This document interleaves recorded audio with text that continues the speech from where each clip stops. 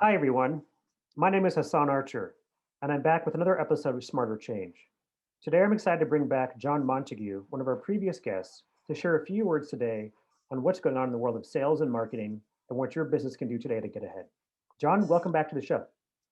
Hassan, it's a pleasure to meet you. A pleasure to see you again, as always. How are things? Things are going great. I'm working out of my child's bedroom. You can say I have a crib behind me and a small pink chair. And we're all just trying to make things work best we can in this age of coronavirus. That's exactly right. And I'm doing the same. I'm in my messy office as usual. But you know what I want to talk to you about today is I want to talk to you about hiring. I got a call last week from a friend of mine, and they've got a big key hire they need to make, and they want to know, what I think are best practices. And I've put this in place at a couple different places that I work, and it kills me. There's so many companies that do this poorly, very, very poorly. Large companies, mid-sized companies, most of them are really bad at hiring. And they leave it all to HR, and HR is supposed to come up with a process. And I think that's backwards.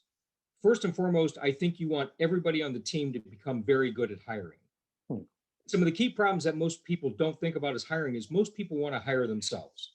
And so they're looking for somebody with a similar background, similar strengths, similar weaknesses, and they just feel compelled to hire that person because that's how they are. That's wrong. First and foremost, this is if you want to think about a way to really accelerate the talent you're bringing in your organization, think about it this way and do a couple of interesting things. Number one, accelerate the process. If you can bring a candidate through the process in 1 week or 2 weeks, ideally one, even senior executives, you're going to get better candidates because everybody hates to look for work. And these big companies are taking 6 weeks, 8 weeks, 12 weeks to make a decision. That's ridiculous. You should be able to bring them through in 7 to 14 days if you run a tight process. Piece number two, educate everybody how to do that. And it starts with what I call a scorecard. A scorecard makes us all force ourselves to be consistent on how we're going to look at the hiring process. What are the required skills to do the job correctly? What is their willingness to do that job? What is their capability to do that job? And let's score them on those things on a scale of 1 to 10. And we're going to build the scorecard together as a team. I've got generic ones I share with people all the time.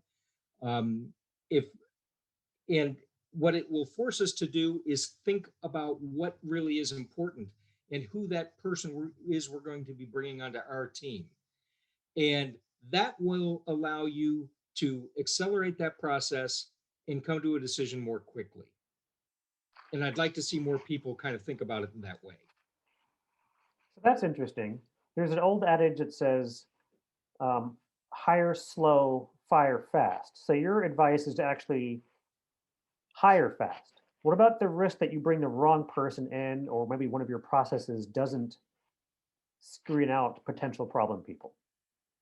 So there's always that case. And I've been very fortunate in my career. It hasn't happened to me very often, but it certainly has happened where I've just been fooled. Um, so you still want to fire fast.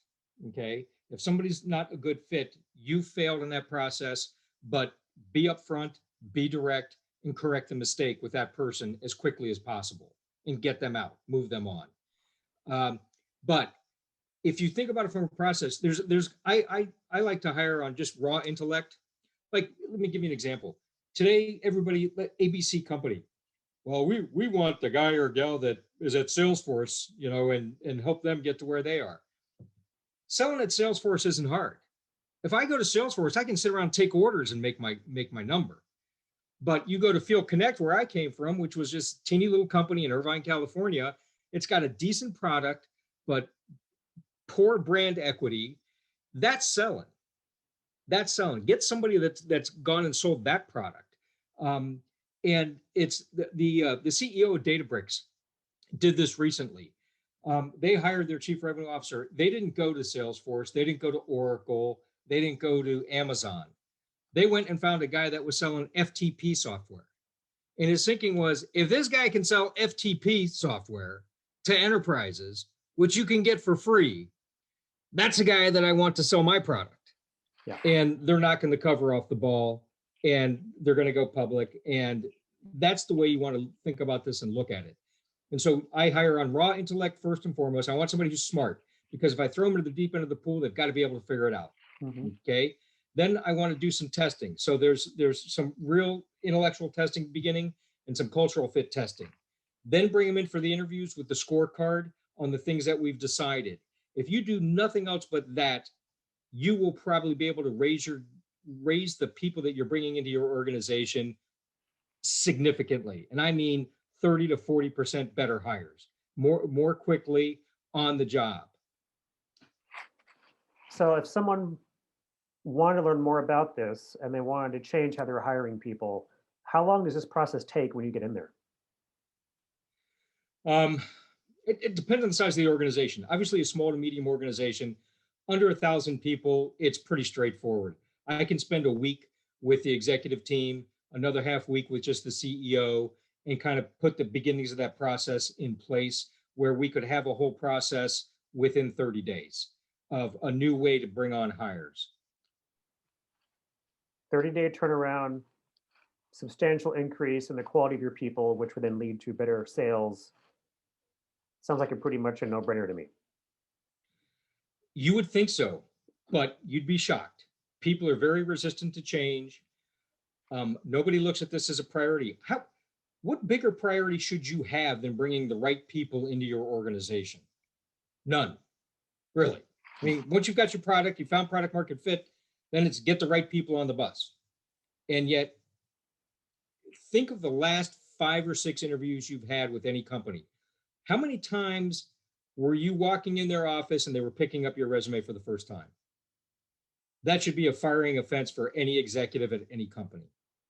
Because if you don't think it's important enough to have properly prepared before that candidate arrives, you're doing your company a huge disservice.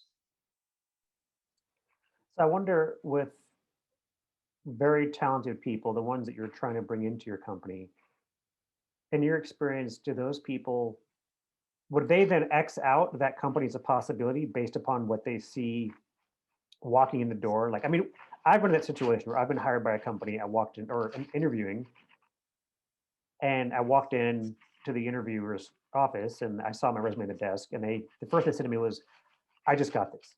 All right, they just put me in the loop. I didn't know about it, and they're honest about it. But it's kind of this like, okay, well now we'll sit around and kind of make this thing up as we go, and we spend an hour.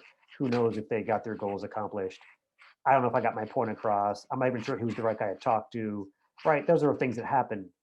So the other way, I guess, I'm looking at this is a company that doesn't improve their process. Not only are they not hiring good people, but they might actually be turning away good people who say, wow, these people are really disorganized. Is that fair? That's very fair. It happens every day. Now, in a global pandemic, everybody's going to put up with that. You've put up with it. I've put up with it. It happens all the time. Should it happen? No, but it does happen. And if it's the right company, I've even gone to work for companies that still do that. I am guilty of doing it in my past. So it does happen, but we're doing a disservice to our companies if we do that. And back to the more important point is right now, there's so much talent that's on the bench. You could really, if you will just accelerate your process, think of the people that you can hire that could end up at an Amazon. It's we're so myopic in the way that we think about these things. It's you and I jokingly, I've referred to myself to you in the past as a recovering Microsoft employee.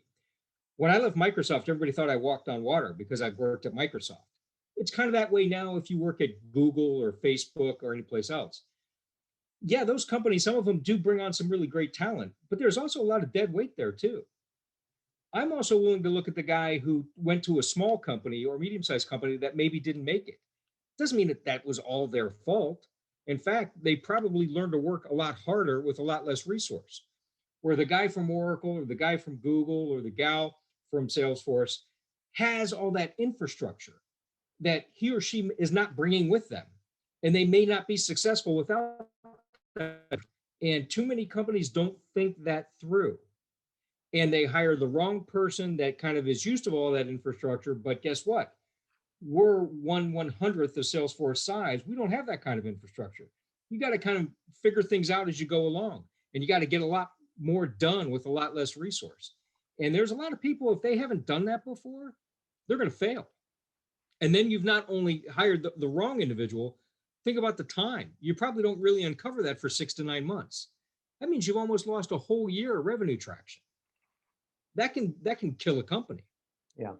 So I think if we think about these things from a more common sense point of view, and there's data to back this up, by the way, that we can put better processes in place and hire smarter and hire faster and hire better.